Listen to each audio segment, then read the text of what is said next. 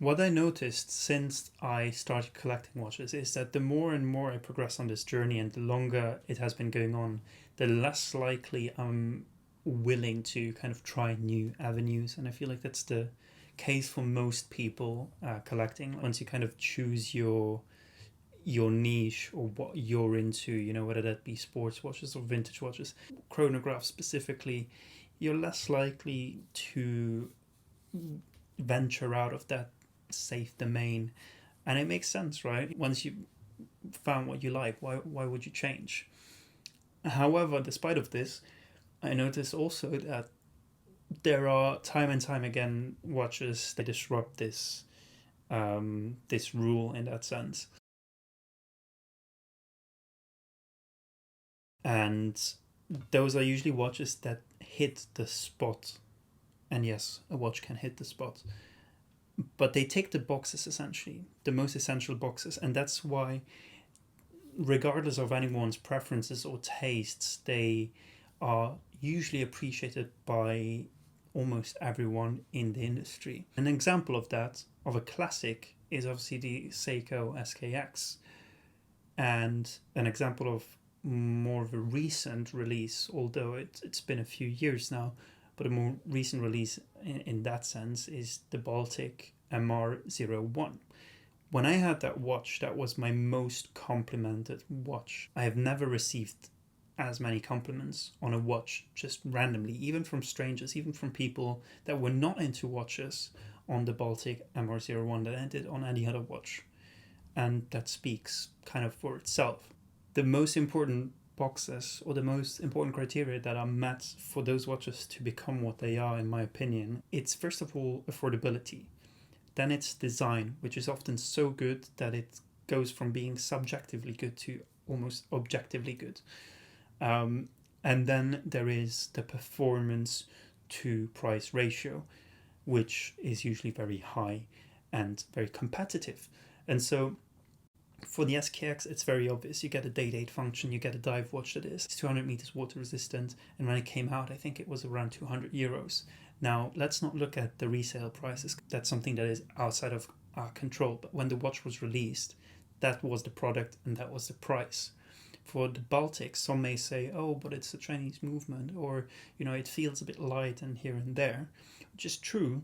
But at the same time, give me any other watch in that price range that has such a good looking dial with that finish and an open case back with a micro rotor that looks that good. I don't see many around. So, those are the elements for me that kind of make the watches as popular as they are. And there are many others, there are many other crowd pleasers. That's what I mean by hitting the spot. Now, given that I started comparing the SKX with the Baltic, simply because there's the old and the new, but they're both largely pleasing to most people, I want to carry that forward in saying that the SKX definitely trumps the Baltic. And I know this is a bit of an unfair comparison because they're not even in the same category of watches, other than the one that I just created, crowd pleasers.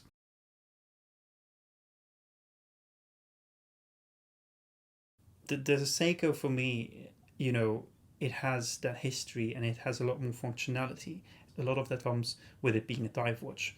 The rotating dive bezel, the day date function that comes with the Seiko movement, the 7S26, and the 200 meters of water resistance. So a lot of things that for me speak for the SKX. Whereas the Baltic, and that's to no fault of its own, can't do a whole lot more than looking good, because that's what you expect a dress watch to do, to look sleek, to look good, especially if it's time only. You look at the detail, but at the same time it needs to be affordable. So you have a good looking watch, but there's not much depth to it. And that brings me on to my next point. So now the things that I realized are most important for me in a watch are the accuracy and the feel of the watch as well, and the overall design. The SKX is still, it's kind of a legend. Although it doesn't excite me, is there anything I can do to address those elements? So let's get to what I actually did to my watch. Let's start with the most obvious things, which is the bezel. I found myself looking repeatedly at the Tudor black base steel. There's something about the utilitarian look of that just, it's so pure, and I absolutely love that. And I saw this dual time steel bezel, and I think it fits the watch perfectly. So it's both inspired by the Tudor black base steel, but also by the Tudor P01, especially with the crown of the SKX being at 4 o'clock. Then the second most obvious element is the bracelet. So remember when I said that the feel of a watch is very important. I need the feeling of stability. I do appreciate a Jubilee bracelet every now and then, but I don't see the SKX watch as a fitting watch for the Jubilee.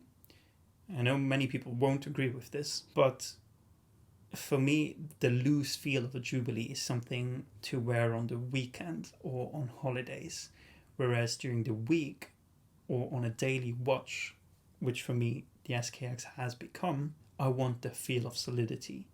And it's kind of a psychological thing as well. I want something that is solid for when I need to perform. It even gets a bit philosophical there, but anyways, that's kind of how I see it. And so the Oyster bracelet for me, not only does it match the design well of the case of the dive watch, of course, but it also just feels the way it needs to feel. Then last but not least, the least visible but arguably the most important is what's inside. Yes, I have swapped the movement. I mentioned that accuracy is one of the very important points. I bought this watch used, and the 7S26 movement, the original movement from Seiko, was running quite slow, and it was bothering me quite a lot. Now, given that I need accuracy in my watches, a hacking seconds was also an important element for me, and the obvious choice was the NH35. So I've put an NH35, and it runs pretty amazingly with about plus 20 to plus 30 seconds a day, which is great for me. I'd rather have my watch running fast than slow. And having the hacking seconds, it's really easy to then just readjust it every 2 or 3 days, which is fine for me. And then the last element is the day-date wheel. To me, the white background of the 7S26 day-date wheel always looked a bit cheap to me, especially if you have a dark dial. And so to differentiate my SKX in that sense, I wanted something to blend in with the black dial. So I chose a black background day-date wheel with a bilingual English and Japanese kanji day wheel. So that's, to me, it looks absolutely stunning. And I chose Japanese kanji because, one, it looks cool, and obviously it ties back to Seiko being from Japan. Now, some may argue this has nothing to do with an SKX anymore, and in some way I agree, because the only thing that remains is the crystal and the case. But I still have the original movement and everything, so I don't really care about that. What I do care about is how I feel about the watch and me wanting to wear it, and that excitement is definitely there. I'd say the experiment was very successful. I may or may not change the bezel at some point, maybe buy a separate bezel with bezel inserts so that I can just swap them. And I was thinking about maybe a green ceramic bezel, but I'm not sure. I want to hear your input. But anyway, that's it from me. I want to know from you what you think. Should I change the bezel to a green one? What do you think of the project watch? Anyways, if you enjoyed this video even just a little bit, then please do leave a like on it. It helps out the channel a lot. And if you made it this far, thank you so much for watching. And I'll catch you at some point in the next one.